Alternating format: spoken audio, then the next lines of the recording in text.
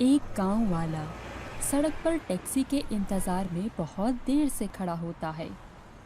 आज तो बहुत देर हो गई, कोई टैक्सी वाला ही नहीं आया। कुछ ही देर में वहां एक टैक्सी वाला आ रहा होता है। राजू उसे देखकर बोलता है। शुक्र है इस रास्ते कोई तो टैक्सी वाला आया। टैक्सी वाला जैसे ही आगे आता है, राजू उसे हाथ देता है। टैक्सी के रुकते ही राजू टैक्सी में बैठ जाता है। मुझे चांदनी चौक जाना है। ठीक है सर। टैक्सी ड्राइवर टैक्सी चलाते चलाते एक अजीब रास्ते की तरफ मोड़ लेता है। सर आप ये कौन से रास्ते से लेकर जा रहे हैं? सर ये चांदनी चौक का शॉर्टकट रास्ता है। कुछ ही देर में रास्ते में आगे अंधेरा आ जाता है। राजू अंधेरा देखकर बहुत डर जाता है।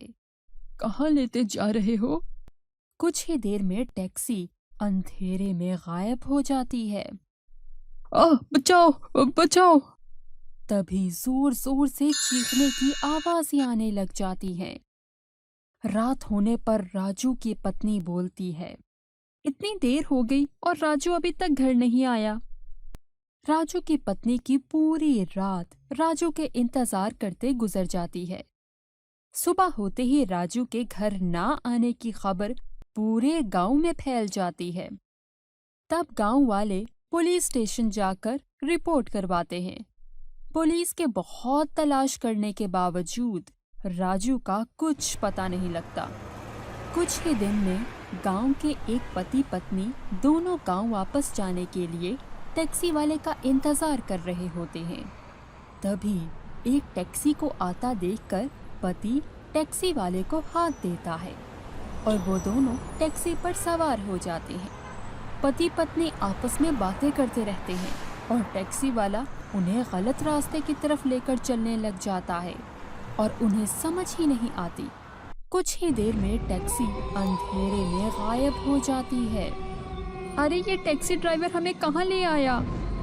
और तभी उनके चीखने की आवाजें आने लग जाती हैं। सुबह होने पर गांव में फैल जाता है कि शामू और उसकी पत्नी कल से गांव वापस लौटे ही नहीं हैं। गांव वाले मिलकर पुलिस स्टेशन जाते हैं और एक गांव वाला थानेदार को सारी बात बताता है। हमारे पड़ोस में शामू और उसकी पत्नी कल सुबह किसी काम से शहर गए थे, लेकिन सुबह होने पर हमें खबर मिली कि वो अब तक गांव वापस लौटे ही नहीं हैं। इस गांव में कुछ मसला तो जरूर हो रहा है, हमें इस बात का पता लगाना होगा।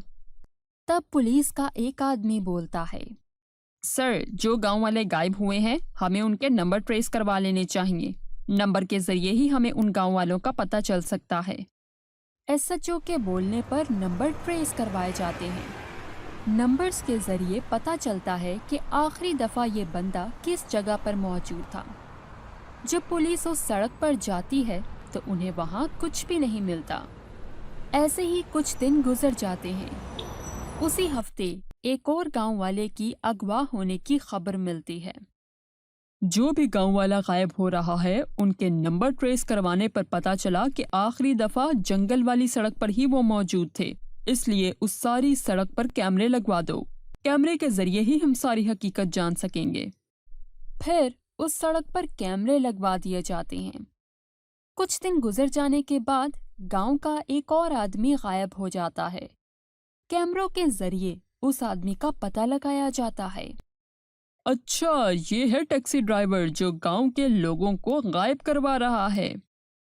पुलिस के प्लान के मुताबिक एक पुलिस वाला अपने नॉर्मल लिबास में सड़क पर खड़ा हो जाता है।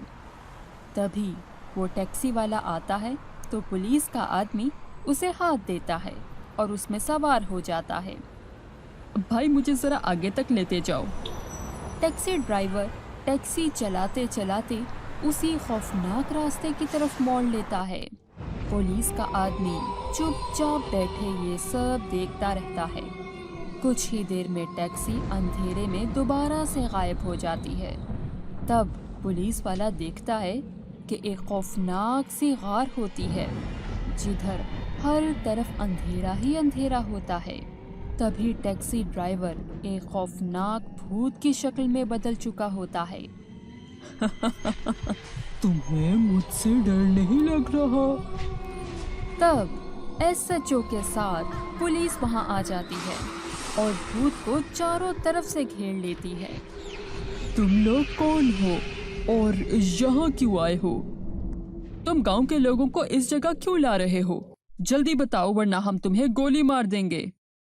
तब भूत इतने ज्यादा लोगों को देखकर डर जाता है और फिर बोलता है, अगर मैं दिन के वक्त बाहर निकलूं तो धूप की रोशनी मैं बर्दाश्त नहीं कर सकता, इसलिए मेरे पास सूरज की रोशनी बर्दाश्त करने का एक ही हल है कि अगर मैं 10 बंदों का खून इकट्ठे एक दिन पी लूंगा, फिर मुझ में इतनी शक्तियां आ जाएंगी कि मैं धूप की रोशनी बर्दाश्त कर सकूंगा।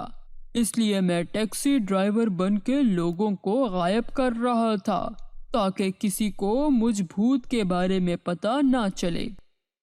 अच्छा, तुम अपनी शक्तियों को और ज्यादा करने के चक्कर में हो। अभी तुम्हें मजा चिखाते हैं। उसके बाद सब पुलिस वाले गोलियों का वार भूत पर करने लग जाते हैं। मुझे माफ कर दो गांव वालों, मुझे माफ कर दो। भूत के मर जाने के बाद गांव वाले और पुलिस सुबह होने का इंतजार करने लग जाते हैं। सुबह होते ही गांव वाले और पुलिस भूत को तेज धूप में ले जाते हैं।